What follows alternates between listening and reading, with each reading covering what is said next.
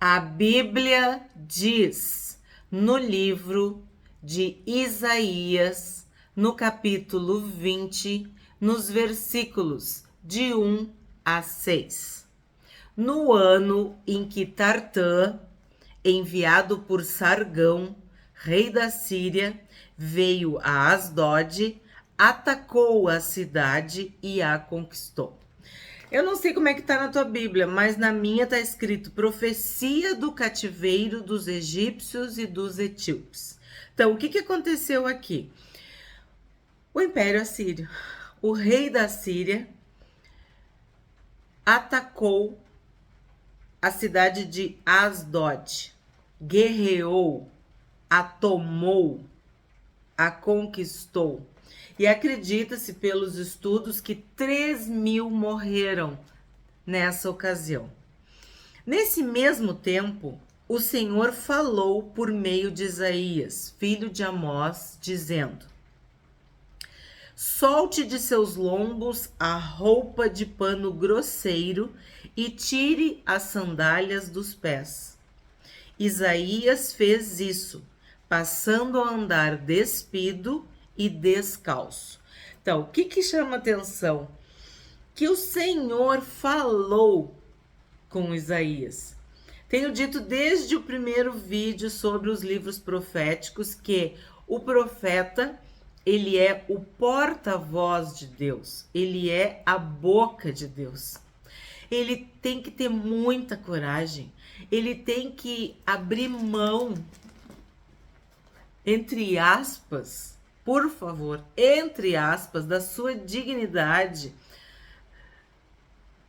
da sua vaidade, da sua integridade física, muitas vezes, para cumprir o chamado, para proclamar a verdade de Deus. O que aconteceu com João Batista, com Elias, com Eliseu, Moisés, homens de Deus que se entregaram por causa da mensagem, para proclamar a verdade de Deus, para colocar o dedo na cara, sabe? Por isso que são pessoas que têm o dom da profecia, que têm o chamado da profecia. E vamos combinar, não é para qualquer um.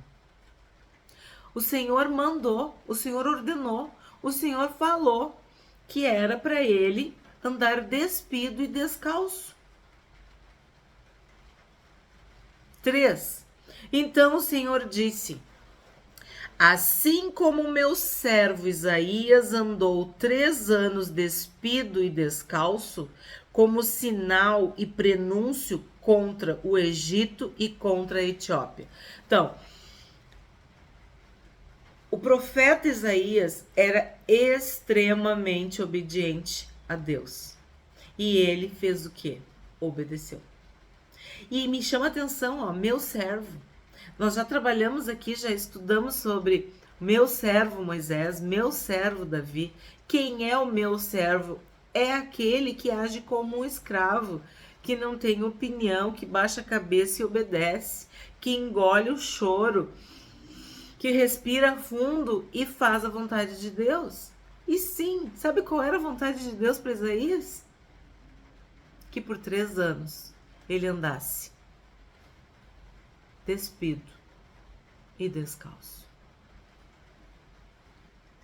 E isso simbolizava um sinal. Uma tradução antiga dizia que era um prodígio. Aqui a gente acabou de ler um prenúncio. O que quer dizer isso?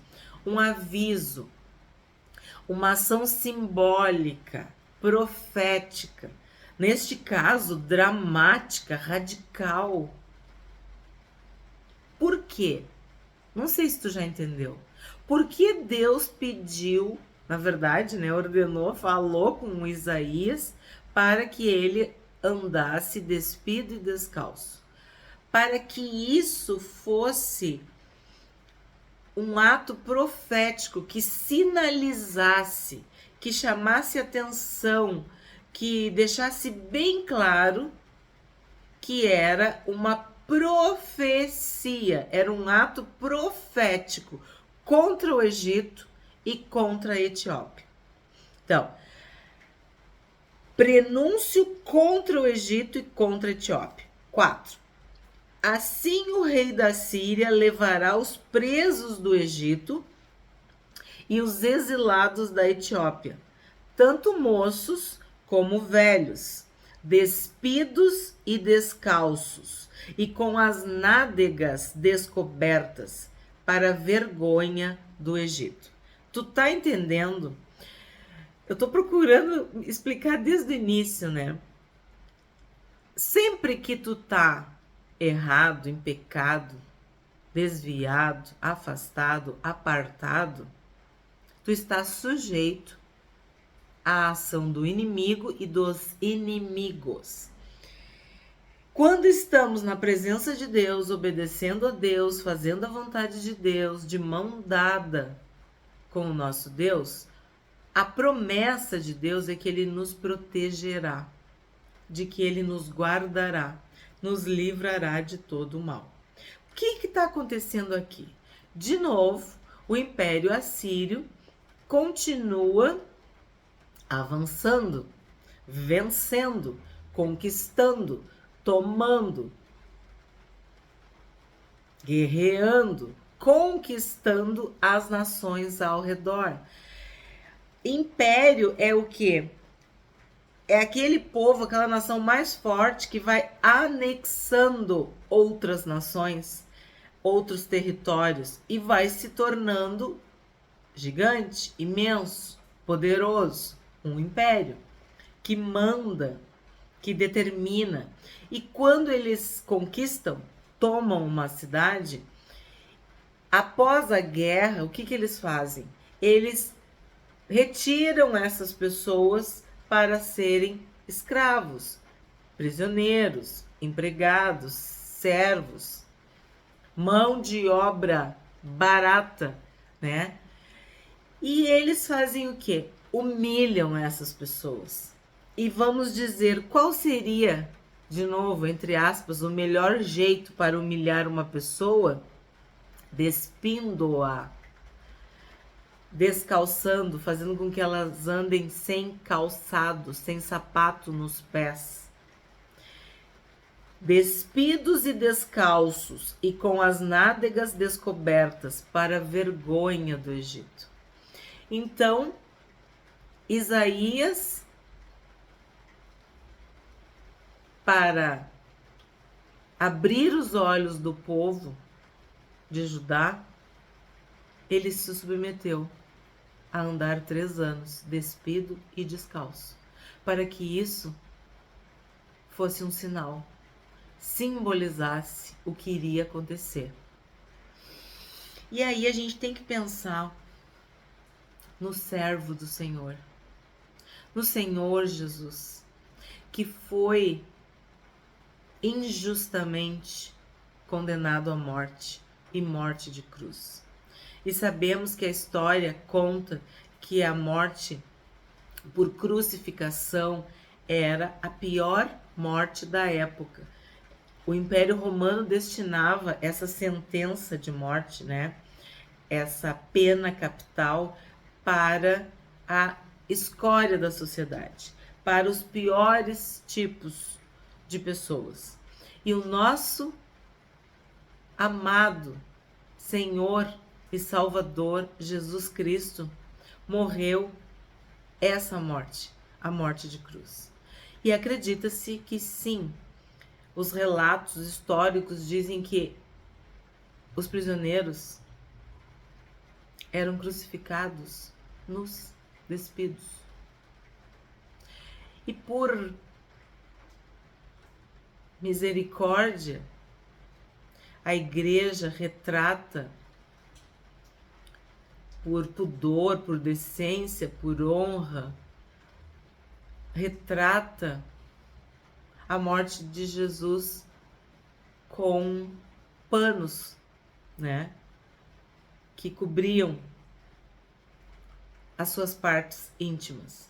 Mas na verdade, naquele dia, além de toda dor, de toda a injustiça, toda a maldade, toda a traição, tudo que Jesus passou, ele ainda passou essa vergonha, essa humilhação.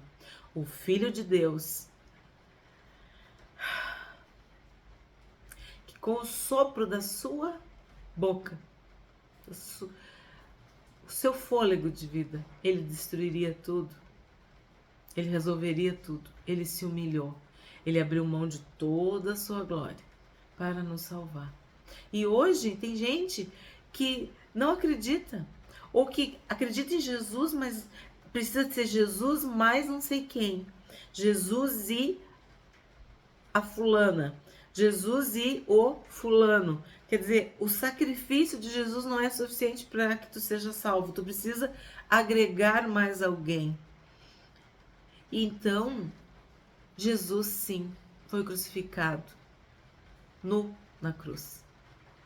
Porque nós, sem Jesus, estamos nus, desprotegidos. O sangue de Jesus é que nos cobre, nos perdoa e nos purifica. É esse sacrifício de Jesus na cruz que nos dá vestes alvas, vestes brancas,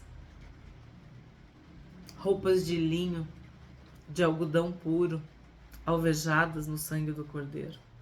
Nós somos cegos, nus, pobres, miseráveis, porque o pecado faz isso conosco.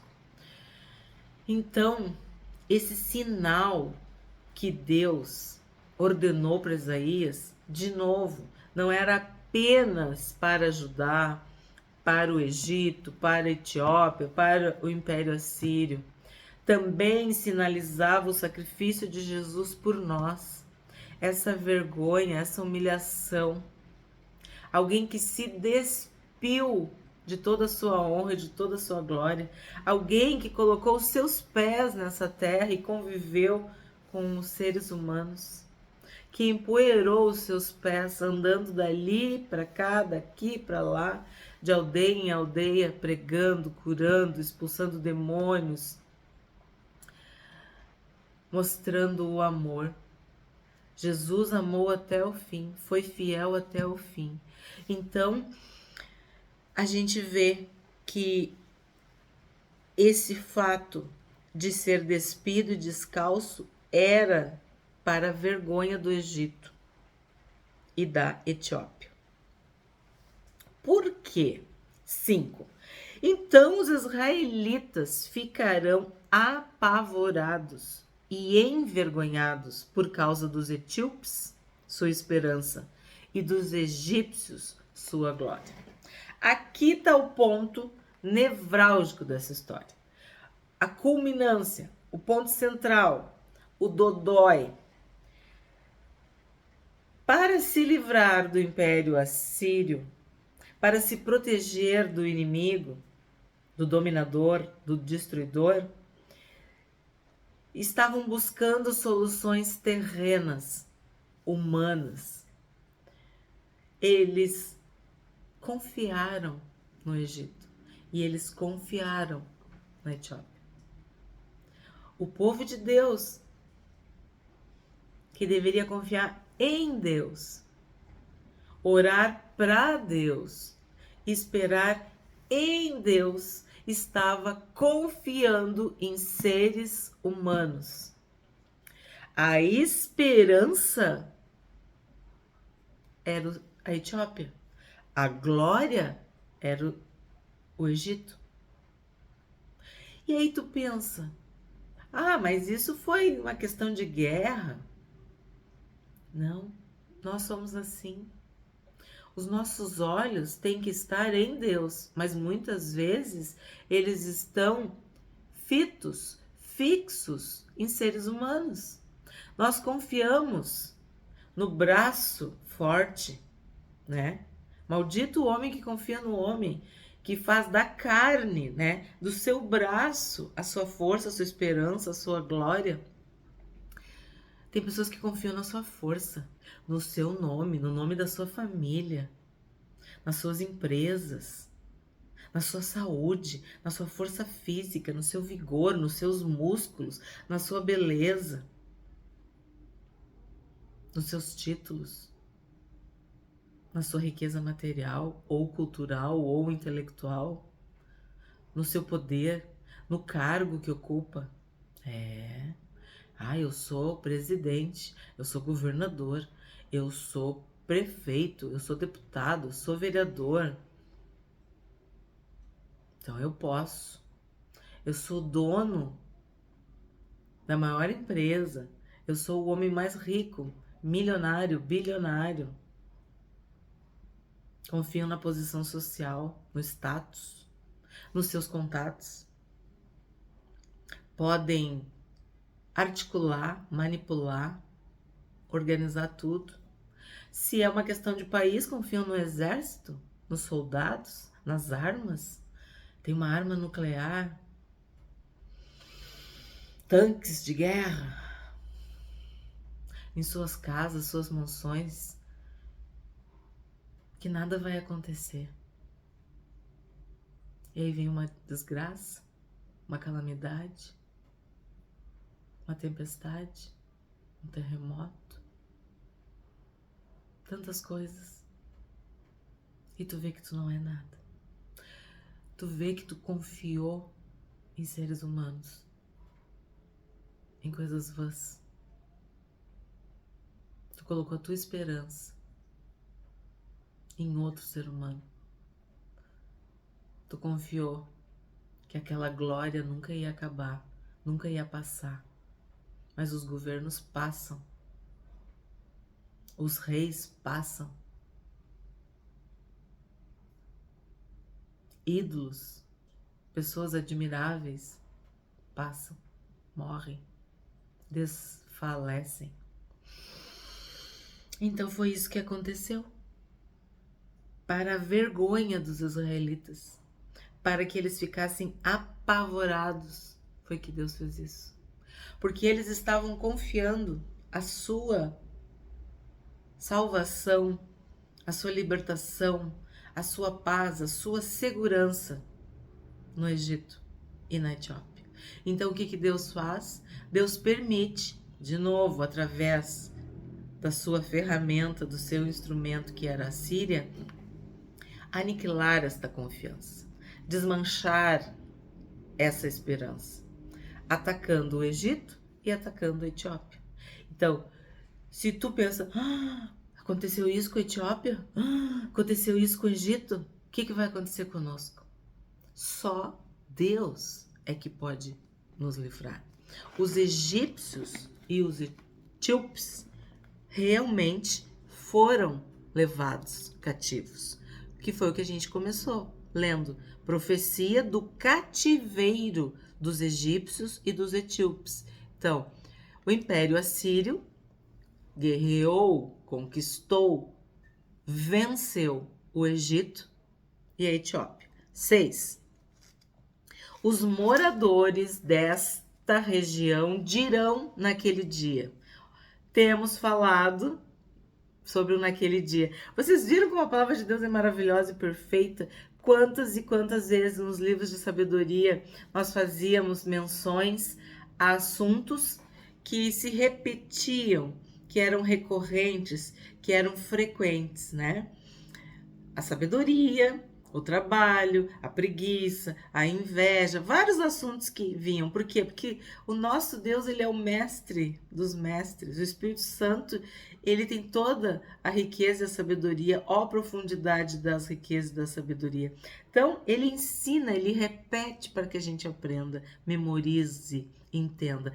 E estamos vendo que nos livros proféticos, essa expressão, naquele dia, tá toda hora aparecendo. Por quê? Porque um dos aspectos, uma das questões, detalhes, características da profecia é o futuro. A gente viu que nem sempre tem questões que são do presente, mas nós vimos que há um caráter do futuro, que a profecia tem a ver com algo que vai acontecer. Então, essa expressão, naquele dia, sinaliza no futuro. Isso vai acontecer. Não é hoje, não é agora, mas naquele dia. E sim, naquele dia também tem a ver com o dia do Senhor. E eu te dizendo como eu tenho que repetir isso, porque a palavra de Deus também está se repetindo. Então, naquele dia, eles dirão: vejam o que aconteceu com aqueles em quem esperávamos e a quem recorremos para nos livrar do rei da Síria? E agora, como nós vamos escapar? Então, aqui está o resumo deste capítulo. O povo de Deus tinha que confiar em Deus, mas o povo de Deus estava confiando no Egito, na Etiópia, no exército, no poder, na glória. A esperança deles estavam nesses povos. Mas a verdade é uma só: não há livramento sem Deus. Se nós estivermos com Deus, nós estamos bem. Se nós estivermos contra Deus ou afastados de Deus, nós estamos mal. O que a gente aprendeu hoje com este capítulo de Isaías? De que o Senhor ordenou ao profeta Isaías, seu servo, que andasse 3 anos despido e descalço, para sinal e prenúncio contra o Egito e a Etiópia, para vergonha e assombro dos israelitas que confiaram neles, que acreditaram que o livramento ia vir pelo Egito e pela Etiópia, que eles estariam seguros se confiassem nos egípcios e nos etíopes, mas não era verdade, porque o livramento, o nosso livramento, só ocorre pelas mãos de Deus. O Senhor é quem nos guarda, que nos livra do mal. Não há livramento sem Deus. Não há libertação, não há salvação, não há segurança, não há paz sem Deus. Precisamos do nosso Pai Celestial.